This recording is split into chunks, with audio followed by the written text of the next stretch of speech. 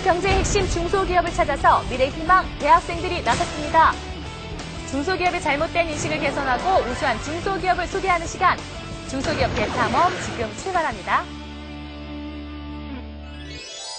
이른 아침인데도 불구하고 공사가 한창 진행 중인 이곳은 경기도에 위치한 재개발 현장인데요.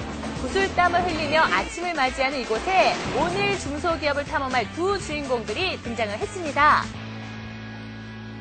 저희는 환경공학부 학생들이거든요. 근데 오늘 환경 관련 회사 탐방한다고 했는데 여기는 건축 현장이네요. 네. 자, 오늘 중소기업을 탐험할 두 주인공 소개할게요. 서울시립대학교 환경공학부의 환경파수꾼 박정화 군과 윤여정 양을 소개합니다. 안녕하십니까. 네, 여기는 안전이 최고인 건설 현장입니다. 자, 그래서 안전 장비부터 착용하십시오. 저희 바른 옷차림에서 바른 마음가짐이 나온다잖아요. 만일의 사태에 대비해서 철저히 준비해야죠. 그럼요.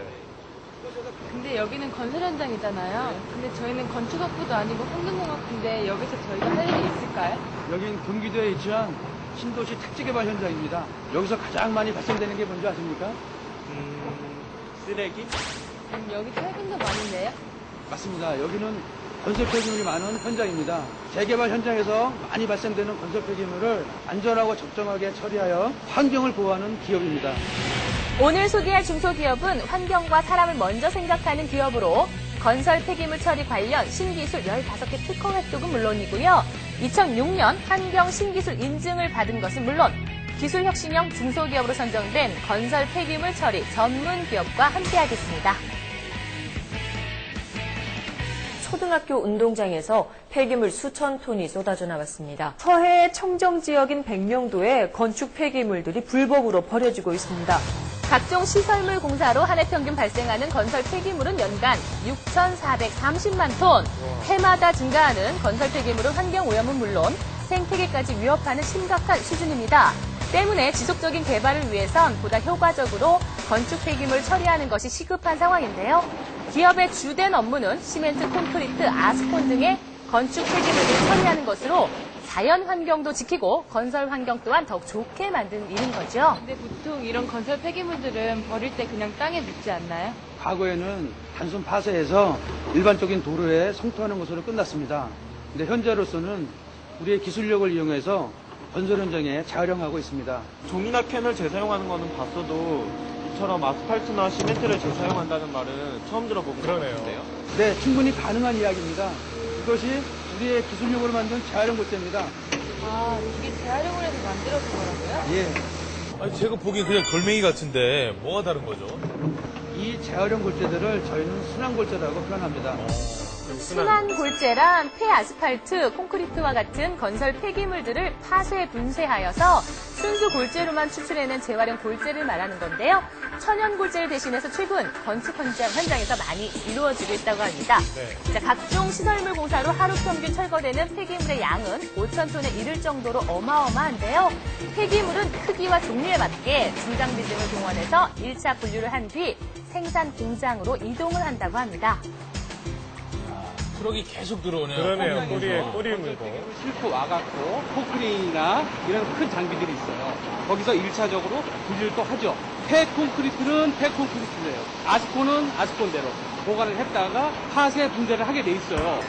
그렇게 2차 분류를 통해 정밀하게 나눈 폐기물은 1차 파쇄 과정을 거쳐서 잘게 부서지게 되는데요.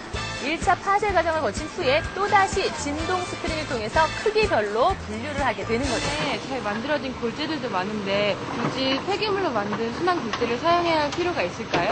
현재 국내에서 그 골재, 천연 골재의 연한은 대략 한 20년 정도면 고갈될 걸 예상하고 있습니다. 그래서 고갈 골재 자원도 필요성이 있고 순환 골재를 버린다는 것은 아까운 자원을 버리는 것이 됩니다. 그래서 이와 같은 그 폐기물을 자원화해서 부족한 골재 대책에 활용할 수 있다면 1년에 대략 한 4천억 정도 엄청난 순환 골재를 효과네요. 쓰게 되면 어마어마하죠. 그런 정도의 효과가 있는 아주 유효한 자원이 되는 것입니다.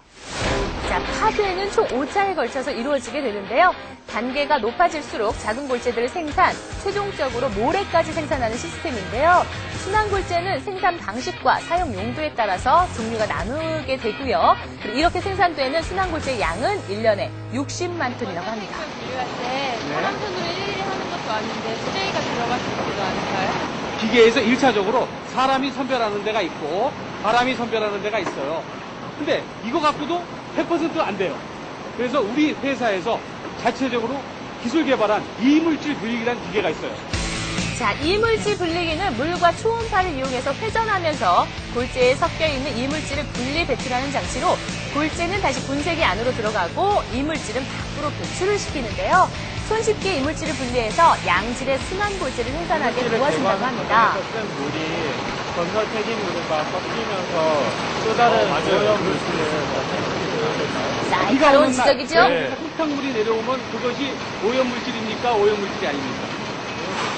그렇죠. 이 건설 폐기물은 저희가 여태껏 살고 있던 곳에서 발생되는 폐기물이에요. 그래서 먼저 오염되어 있는 것은 별도로 다 정리가 돼서 들어오는 거예요. 물로 세척을 하다 보니까 또 발생되는 흙탕물은 저희 회사에 그 기계 장치가 있는데 흙탕물을 일종의 보자기 같은 데 이렇게 싸갖고 꾹 짜면 물은 빠지겠죠. 그러니까 이 물은 또 저희가 다시 재사용해요. 거기 나오는 게 트로지 같은 게 있죠. 요거는 저희가 여기 발생되는 소분하고 섞어갖고 이제 땅 깊은 곳이나 땅을 소분하게 만들기 위해서 이제 일종의 매립공사를 한다고 그래요. 그런 데 사용되고 있어요. 최근 다양한 분야에서 쓰이고 있다는 순환골재. 큰 골재는 도로의 신설 공사 시에 바닥을 다지는 용도로 사용이 되고요. 굵은 골재와 잔골재는 콘크리트와 섞어서 제품으로 만들어진다고 합니다. 분야가 다르네요, 다. 우리나라 건축업이 세계적으로 알아주잖아요. 그럼 순환골재는 어느 정도 수준이에요? 우리나라 순환골재 생산 시스템이나 이런 품질은 세계적인 수준을 유지하고 있다고 자부하고 있습니다. 다만 폐콘크리트나 폐기물로 만들어진다는 그런 인식 때문에 하는 사용을 못하고 있기 때문에 아쉬울 따름입니다. 저도 폐 콘크리트나 폐 아스팔트를 재사용한다고 하면 또 다른 환경적인 피해를 주지 않을까 저도 우려가 되는데요. 그렇지 않습니다. 순환골재는 철저하게 품질 관리를 하여 생산을 하고 있고요. 국가기관에서 인증받은 순환골재 품질 인증이라는 제도가 있어서 거기에 품질에 맞게 생산을 하고 있습니다. 그래서 거기에 따라서 항상 품질을 일정하게 유지하고 있고요. 그러므로 환경 오염의 원인은 전혀 없고요. 학생들처럼 순환 골재에 대해서 부정적으로 생각하는 이미지를 개선하기 위해서 앞으로도 더 노력을 할 것입니다. 벌써 밤이네요. 우리 학생들 너무 열심히 일하는 거 아닙니까? 또 어디로 간 거죠? 와, 이게 다 뭐예요? 순환골재만 생산하시는 거 아니셨어요? 요게 뭐 우리 회사에서 이제 만드는 제품은 아니에요. 근데 아까 그 저희 회사 그 방문하셨을 때 그 콘크리트용 붉은 골재, 콘크리트용 잔골재 그것을 이용해서 이렇게 제품을 만드는 거예요. 저희 회사 제품도 아니라면서 왜 굳이 저희한테 이걸 보여주시는 거죠? 저희가 원료만 생산하잖아요. 그리고 회사는 앞으로 또 발전을 해야 되고 그런 의미에서 저희가 이제 콘크리트 제품을 저희가 직접 만들려고 그래요. 저희 원료를 사용을 해갖고 최고의 품질의 제품을 만들려고 합니다. 2011년에는 순환골재를 이용한 원자재 생산뿐만 아니라 제품 생산까지 가능해져 선진국으로 수출할 계획 또한 갖고 있다고 하는데요. 매년 매출의 5% 이상을 기술 개발에 투자하며 품질 향상에 힘쓰고 있는 기업. 앞으로 우리 회사는 이제 건설 폐기물은 자원이 아니고 쓰레기다. 이런 인식을 강하게 불식시키고 폐기물도 훌륭한 자원이 될 수 있다. 이런 인식을 여러 사람들한테 심어줄 거예요. 그것을 위해서 친환경 제품을 만들어 자연환경 보존에 이바지할 수 있는 훌륭한 기업이 되도록 노력할 것이에요. 대한민국 중소기업의 기술력을 세계에 떨칠 날을 고대하며 더 큰 목표를 가지고 힘찬 날개짓을 시작한 기업. 앞으로도 많은 발전을 기대합니다.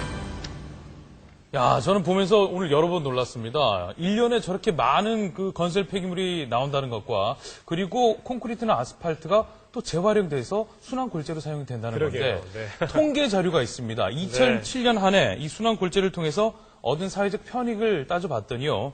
자연환경 파괴 방지 및 파괴된 국토의 복구 비용 절감 등으로 얻은 이익이 무려 4천억 원이라고 합니다. 정말 억소리 나지 않습니까? 상당히 많아요. 그렇습니다. 우리나라가요, 이 순환골재를 본격적으로 사용한 지는 불과 5, 6년 정도밖에 되지 않기 때문에 아직까지 어떤 부정적인 인식이 많은 게 사실이라고 합니다. 그래서 이런 부정적인 인식을 해소하기 위해서는요, 무엇보다 품질 향상을 위해서 노력하는 길밖에 없지 않겠습니까? 그래서 기업에서는 특히 6개월에 한 번씩 그 건설기술연구소와 같은 국가기관에 위탁을 해서요, 이물질 제거와 그리고 골재 입도 시험 등의 어떤 객관적인 품질 관리가 철저하게 이루어지고 있다고 하네요. 그렇습니다. 우리나라처럼 자원이 부족한 국가에서는 뭐 재활용이나 재사용 이게 필수 아니겠습니까? 정부에서는 어떤 지원이 이루어지고 있나요? 예, 국토해양부는 환경부와 공동으로 순환골재 의무 사용 건설공사의 순환골재 사용 용도와 의무 사용량 등에 관한 고시를 개정 시행 중에 있는데요.